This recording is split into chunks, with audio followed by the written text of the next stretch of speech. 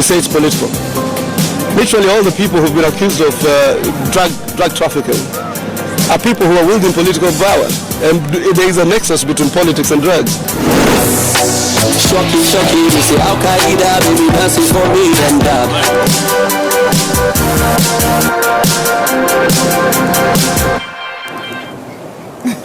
Good evening. President Uhuru Kenyatta never ceases to amaze those who support him, and the rest of the country, he can't do anything cool. Right, the head of state was at it yesterday, dabbing away, asking young people to come out and register. The dabbing president appears to have come off as cool, but he angered many online who felt he's out of touch with reality. Here is Uhuru Kenyatta, dabbing away. Lakini mkiwa ndio wengi, ikija wakati ya kuchagua viongozi ambao watawakilisha vijana, sio wale wengi ambao wanapiga kura. Unaelewana? Alafu kesho yake mkishamaliza mmepigia watu kampeni, si ndio hiyo? Nyinyi wenyewe hamjapiga kura. Wale ambao wanajali maslahi yenu, ambao wangependa kuwasaidia, wamekosa kuingia kwa sababu wewe hukuwa na kura. Indeed, that is not President Uhuru Kenyatta dabbing away, but asking you to come out and register. We'll be playing that clip just a bit from now. But my co-host James Smart, welcome to the show. Danish Uchieng, welcome to the show. Odongo. Yes. Howard Ayemba from our very own studios here, welcome to the show. And of course, Billy Mururi. Billy, I'm sure you have seen the clip online. What do you make of the president and his dabbing? But we have not seen the clip. But I think every political group is trying to find ingenious ways of attracting people to vote or sending that message. And remember in 2013, Uhuru was regarded the candidate for the youth and the digital. So I think somebody was trying to just connect him to the young urban youth. Danish president in touch or out of touch?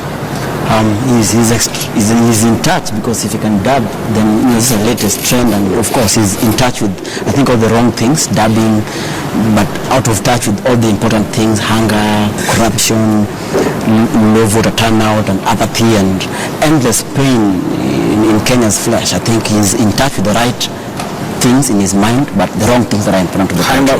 Talk out there. The president is out of touch completely on this. Yes, in my opinion, he could be trying to play catch up, because of, as Maria said, in 2013 they came in the digital platform Vijana, and then in between Raila Odinga has been engaging the youth heavily on what was dubbed Kikao na Vijana. So I think the president has just realized that he also needs to get in touch with the youth, but I think he's appealing to a sizable number, because if you go to the village where I come from and you tell them this, they wouldn't be able to understand what it is. So it's it's in touch with the wrong group maybe. So by and large, I think out of touch, because people are asking what is that. Smart, but give it to him. I mean, the man is cool, and it comes over as very cool. I think we have to defend the president. I think in many ways he's a politician first, and the cool thing in town is the dabbing. I'm much more interested with what Kenyans on Twitter have been able to stop the president from doing. In this sense, they started by stopping him from taking selfies. They pushed it forward by stopping him from flying across the world when they called him the visiting president. They managed to stop him from launching, all these other projects and that sort of thing. So I'm so much, interested with that organizations, with the Kenyans of Twitter, and I've seen people saying that Kenyans of Twitter are the official opposition group, that they are much more effective in stopping, these governments and the talk online and almost drown their voices. The next question is, can they do something? Can they organize politically against Jubilee? I think that is the big question. Are they even interested, or they're just asking for quality, services from the government? Mm-hmm. Danish, is this government more interested about what people say on Twitter than what is happening on the ground? In my opinion, as a communicator, I think whoever advised the president did it wrongly, because then the communication happens in a context. And of course, the objective of communicating is for people to understand, either it's advocacy, to inspire action, or do something. I think You don't do such kind of a joke or such kind of a dance when the nation is angry, when doctors are on strike. So probably the idea would have been much, much better if the nation was in a celebratory mood, maybe in December or during Easter or a few more months before now. But right now, when the nation is, by large, guys are angry and guys are actually taking antidepressants, I think it is not right for him to do that. But things are happening in this country, Billy. I mean, we have a government that is functioning, people are getting paid, people are getting laid off. I mean, that's how countries should work. For us, we must look at the context under which the dubbing was being done, and I think the purpose of that was to pass a voter registration sensitization message, which I think was meant to target the youth, because even when we are complaining about the voter turnout, it is about the young people, the first-time voters who are not coming out. So that was the way is one of the ways in which he could address that first-time voter who is 18 or 19.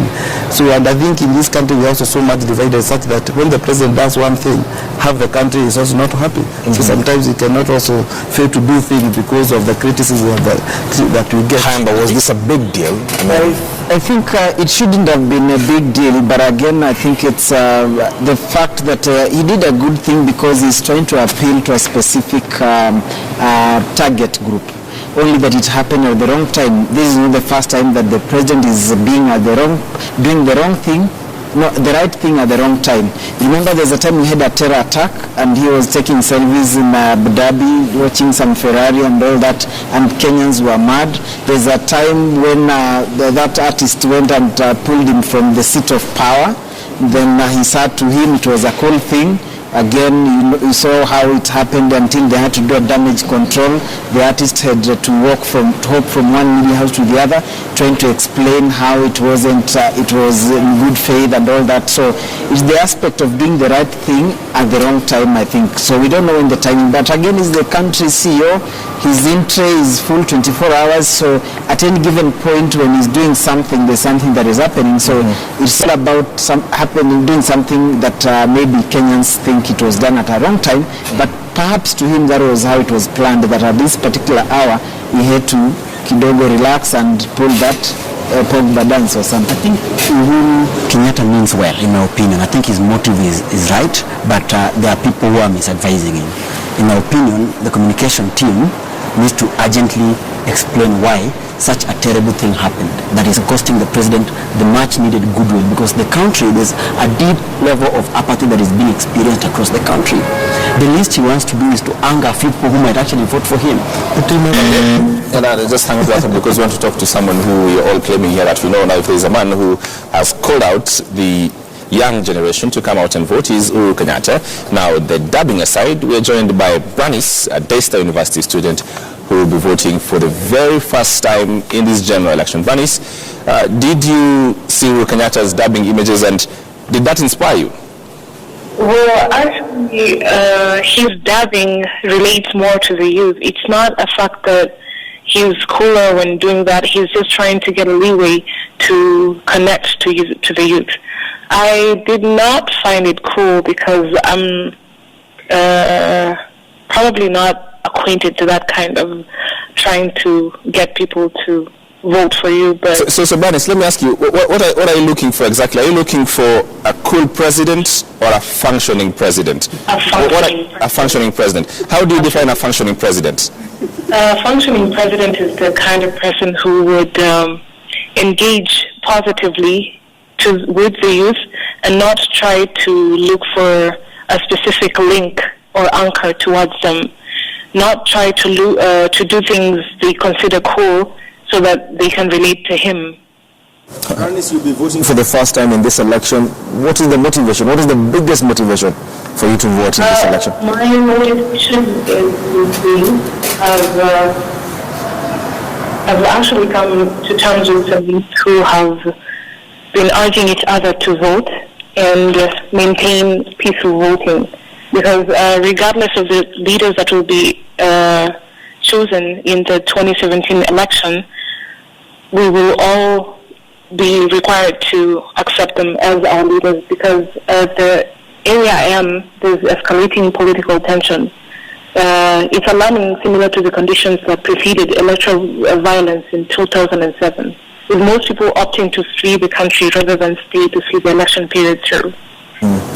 What will you want to see the new president do for you if at all your candidate wins this election?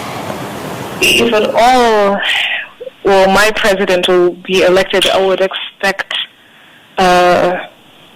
everything to change in regards to the economic status, to education, to most things that affect the youth and the whole country. I'm going to ask you, my final question, and possibly it's going to be very unfair because I'm going to ask you to represent the entire youth of this country. And the question is, are young people like you interested in election, in politics? Personally, I have not been interested in elections, but lately, the message on voting has been emphasized, and many people have actually decided to take part so that they can actually make a positive change in regards to politics in Kenya. Right, Dennis, thank you very much for your thoughts. Thank you very much for being an expert in youth and accepting all our fair questions. We're asking you on our opinion poll, Twitter poll this evening, asking you, do you think President Uhuru Kenyatta is in touch with the pressing issues affecting you as a Kenyan? Do you think President Uhuru Kenyatta is in touch with the pressing issues affecting you as a Kenyan? Do tweet us at KTN News, at KTN Kenya, at Dion Sarigo, at James Matt. Happy to your thoughts. About 800 of you have already been talking to us on Twitter. We'll be happy to hear your thoughts. Dennis, do you have anyone who's been tweeting, that you can talk about? My phone is some distance away from my hand at the moment. What do you think? Do you think the president is in touch or out of touch? Really, before I go through what Kenyans on Twitter are saying. I think it depends on who you talk to. When you talk to Jubilee people, things are happening. When you talk to people who have had and that's the nature of politics, then. Yeah. So I think the president is in touch. You think the president is in touch? Yes. But what is it? All of us cannot just be these political animals who see things, black and white. Surely there has to be a standard on which we can say this government has performed. President Uhuru Kenyatta has performed. What's that standard? Well, talking of standards is a difficult aspect, but there's something that I've been asking myself, and when you look at, somebody even said that there are 43 million of us in this country, over 40 million, safe to be that. 47, I think. 47. Yes. So maybe when you look at the percentage that seem to be disgruntled or maybe opposed to the president's leadership, as Billy says, it depends on which side of the coin you're looking at, because there's a side that thinks there are a lot of positives with some negatives. There are sides that think there are a lot of negatives with some little positive. So it depends on where you are trying to actually direct your approach. But in terms of standards, it's difficult. We know that one individual, he has a cabinet, he has ministries that have departments, he has all agencies that are supposed to work and help the president. That's why they're in public office.